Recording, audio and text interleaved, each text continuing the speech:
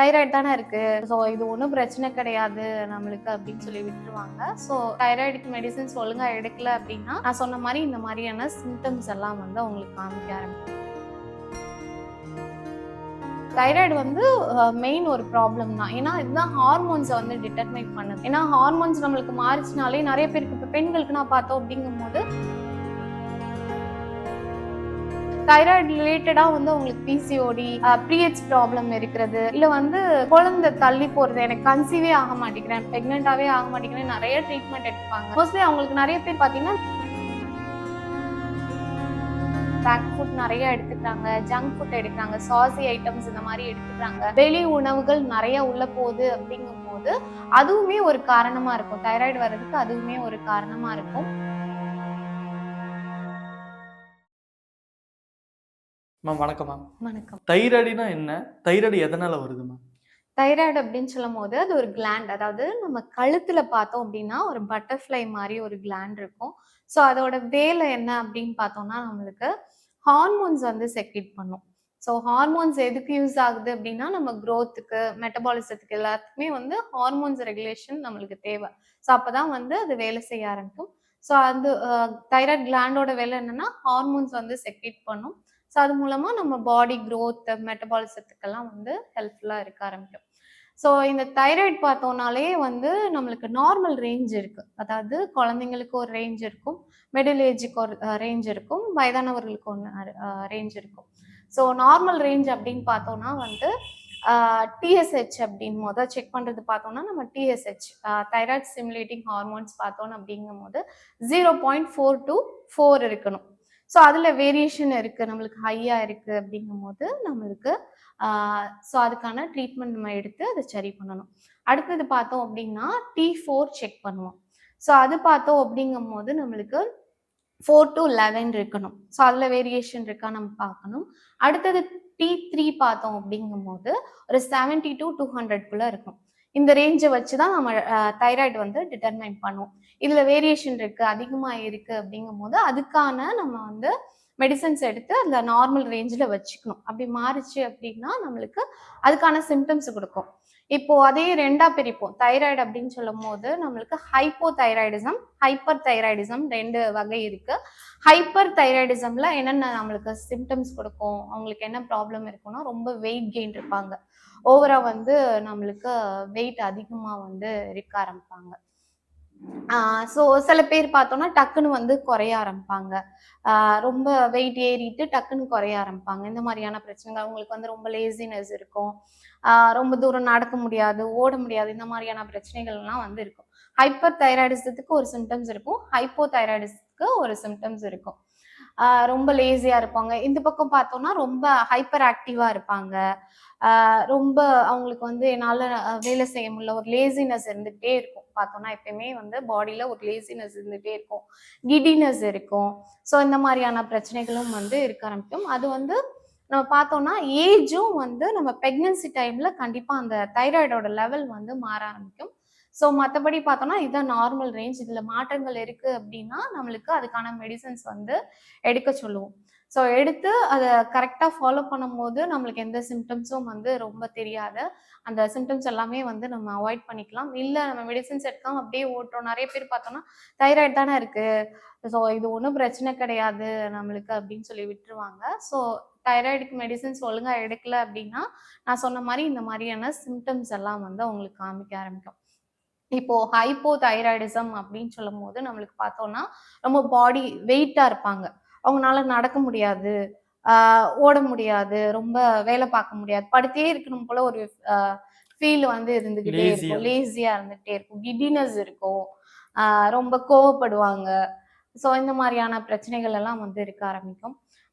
So நிறைய sodium எடுத்துக்கும் போதும் இதோட ரேஞ்ச் வந்து மாற ஆரம்பிக்கும், நம்மளுக்கு தைராய்டோட லெவல் வந்து மாற ஆரம்பிக்கும். ஸோ அந்த கண்டென்ட்டும் நம்ம கரெக்டாக பார்த்துக்கணும் பாடியில். ஸோ தைராய்டு வந்து மெயின் ஒரு ப்ராப்ளம் தான். ஏன்னா இதுதான் ஹார்மோன்ஸை வந்து டிட்டர்மைன் பண்ணுது. ஏன்னா ஹார்மோன்ஸ் நம்மளுக்கு மாறிச்சுனாலே நிறைய பேருக்கு இப்போ பெண்களுக்கு நான் பார்த்தோம் அப்படிங்கும்போது தைராய்டு ரிலேட்டடா வந்து உங்களுக்கு பிசிஓடி, பீரியட்ஸ் ப்ராப்ளம் இருக்கிறது, இல்ல வந்து குழந்தை தள்ளி போறது, எனக்கு கன்சீவே ஆக மாட்டேங்கிறேன், பிரெக்னென்ட்டாவே ஆக மாட்டேங்கிறேன், நிறைய ட்ரீட்மெண்ட் எடுத்துப்பாங்க. மோஸ்ட்லி அவங்களுக்கு நிறைய பேருக்கு பார்த்தீங்கன்னா அந்த தைராய்டு ப்ராப்ளமும் இருக்கும். தைராய்டுனாலும் நம்மளுக்கு தைராய்டு ப்ராப்ளத்தினாலேயும் நம்மளுக்கு வந்து இந்த பிரெக்னன்சி தள்ளி போறது வந்து சான்சஸ் இருக்கு. ஸோ தைராய்டோட லெவலை கரெக்டாக மெயின்டைன் பண்ணணும். ஏன்னா அதான் ஹார்மோன்ஸ், நம்ம பாடியில் உள்ள ஹார்மோன்ஸ் ரெகுலேட் பண்ணுறது மெயினாக அதுதான்.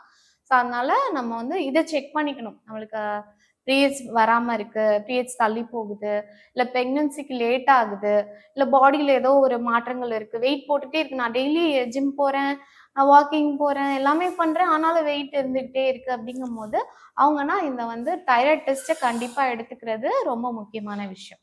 மேம், தைராய்டு வர்றதுக்கு உணவு பழக்கம் ஒரு முக்கிய காரணமா இருக்கு. கண்டிப்பா. நம்மளுக்கு தைராய்டு பார்த்தோம்னா, நான் முன்னயே சொன்ன மாரி இந்த சோடியம் கன்டென்ட் அதிகமா எடுக்குறாங்க. ஏன்னா, இப்ப பேக்டு ஃபுட்ஸ்லலாம் பார்த்தீங்கன்னா, நெறைய சோடியம்ஸ் இருக்கும். ஸோ அந்த மாரி எடுக்குறாங்க. பேக்டு ஃபுட் நெறைய எடுத்துக்கிறாங்க. ஜங்க் ஃபுட் எடுக்குறாங்க. சாஸி ஐட்டம்ஸ் இந்த மாரி எடுத்துக்கிறாங்க. வெளி உணவுகள் நெறைய உள்ள போகுது அப்படிங்கும்போது, அதுவுமே ஒரு காரணமா இருக்கும். தைராய்டு வர்றதுக்கு அதுவுமே ஒரு காரணமா இருக்கும். சோடியம கரெக்ட்டா ஃபாலோ பண்ணிக்கும்போது, நம்மளுக்கு ஒரு நாளைக்கு இவ்ளோ சால்ட் தான் எடுத்துக்கணும்னா, அதுபடி தான் எடுத்துக்கணும். நம்ம நெறையா போச்சு அப்டின்னா, ஆட்டோமேட்டிக்கா மத்த ப்ராப்ளமும் நம்மளுக்கு வர ஆரம்பிக்கும். ஸோ, அதனால நம்ம கரெக்ட்டா உணவுல வந்து மெயினா கரெக்ட்டா இருக்கணும். தைராய்டு அப்டின்னாலே, உணவு வந்து நம்ம அந்த வெளி ஐட்டம்ஸ் எல்லாம், நம்ம பேக்டு ஐட்டம்ஸ் ஆகட்டும், ஜங்க் ஃபுட்ஸ் ஆகட்டும், இதெல்லாம் அவாய்ட் பண்ணிட்டு வீட்ல நல்லா சமைச்சு சாப்பிடுறத பார்த்துக்கணும். ம். அதேபோல எக்சர்சைஸ் ரொம்ப முக்கியம். எக்சர்சைஸ் தைராய்டு ரொம்ப முக்கியம். நம்மட்ட வர பேஷண்ட்டு நான் சொல்றது என்னன்னா, தைராய்டு இருந்தாலே கண்டிப்பா வாக்கிங் போங்க. வாக்கிங் போனா தான் நம்மளுக்கு அந்த பாடி வெயிட்டும் கம்மியாகும். நம்மளோட ஹார்மோன்ஸ், பாடியில உள்ள ஹார்மோன்ஸ் எல்லாமே சேஞ்ச் ஆக ஆரம்பிக்கும். ஸோ உடல் பயிற்சியும் ரொம்ப முக்கியம். ஓகே. இந்த தைராய்டுக்கும் நம்ம வயசுக்கும் ஏதாவது சம்மந்தம் இருக்கா மேம்? இந்த வயசுல தான் ஸ்டார்ட் ஆகும்னு அந்த மாரி ஏதாவது இருக்கா? தைராய்டு பார்த்தோம் அப்படிங்கும்போது ஏஜ் கிடையாது. எந்த ஏஜ்லனாலும் வரும். குழந்தைங்கள்ல இருந்து பெரியவங்க வரைக்குமே பார்க்க முடியுது. குழந்தைங்க கூட இப்ப வந்து நம்ம மெடிசின்ஸ் எடுக்கிறத பார்க்க முடியுது. இல்ல ஏஜ்டு ஆனவங்களும் வந்து எடுத்துட்டு தான் இருக்காங்க. மோஸ்ட்லி பெண்கள் நெறைய இதனால அஃபெக்ட் ஆகுறாங்க. ஸோ அதே போல பார்த்தீங்கன்னா, மிடில் ஏஜ் அதாவது 30ஸ்ல உள்ளவங்களுக்கு வந்து இது ரொம்ப அஃபெக்ட் ஆறத நம்ம பார்க்க முடியும். ஸோ அதனால அ உணவும் ஒரு காரணம். ஜெனடிக்காவும் வரலாம். இன்னொன்னு என்னன்னா வந்து ஜெனடிக்கா அவங்க அம்மாவுக்கு அந்த தைராய்டு ப்ராப்ளம் இருக்குன்னா, கண்டிப்பா அது டிரான்ஸ்மிட் ஆறதுக்கும், அடுத்த ஜெனரேஷனுக்கு டிரான்ஸ்மிட் ஆறதுக்கும் சான்சஸ் இருக்கு.